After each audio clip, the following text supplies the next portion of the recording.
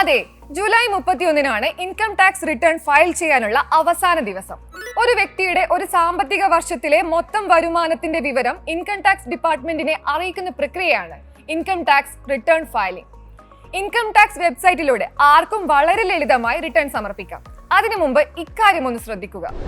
ഈ return filing വളരെ easy ആണെന്നുണ്ടെങ്കിലും നമ്മൾ ഇൻകം ടാക്സ് നിയമത്തെ പറ്റിയിട്ടുള്ള അടിസ്ഥാന വിവരങ്ങളില്ലാതെയാണ് നമ്മൾ റിട്ടേൺ സമർപ്പിക്കാൻ പോകുന്നതെങ്കിൽ നമ്മൾ തെറ്റായ കോളങ്ങൾ ഫില്ല് ചെയ്യുവാനുള്ള സാധ്യത വളരെ കൂടുതലാണ്.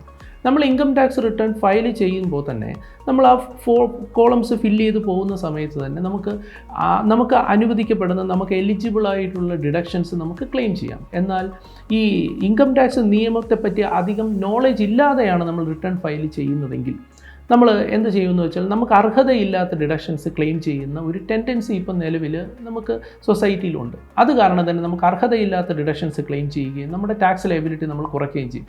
ഇത് ടാക്സ് വെട്ടിപ്പിൻ്റെ ഗണത്തിലാണ് ഉൾപ്പെടുത്തുന്നത്. സോ അത്തരം കാര്യങ്ങൾ ചെയ്യുമ്പോൾ നമ്മൾ ശ്രദ്ധിക്കേണ്ടതായിട്ടുണ്ട്. അങ്ങനെ ഒരു സാഹചര്യത്തിൽ നമുക്ക് അറിവുള്ള ആൾക്കാരോട് ചോദിച്ച് മാത്രം ഇൻകം ടാക്സ് റിട്ടേൺ ഫയൽ ചെയ്യുക.